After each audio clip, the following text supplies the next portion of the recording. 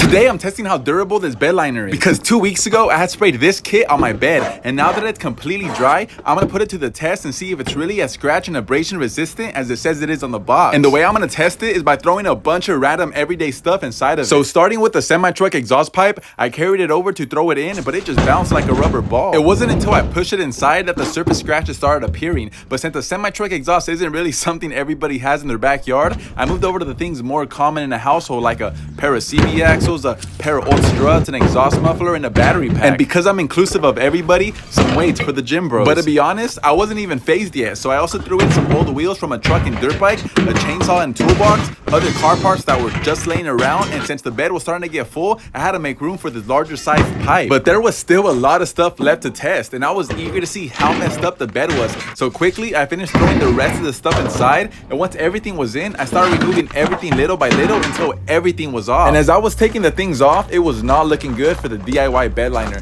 I couldn't tell if on the surface there was deep scratches or if it was just dirt, so I had to pull a housewipe and sweep out everything. But immediately, this large dent stood out like a sore thumb, and the further I got into the bed, the deeper the scratches got, which I'm pretty sure were from the bigger, heavier stuff that I threw in. But regardless, even though it didn't resist the really hard scratches, the bed liner was worth it because it protected it like it said it would, and it wasn't as expensive as something like Line-X.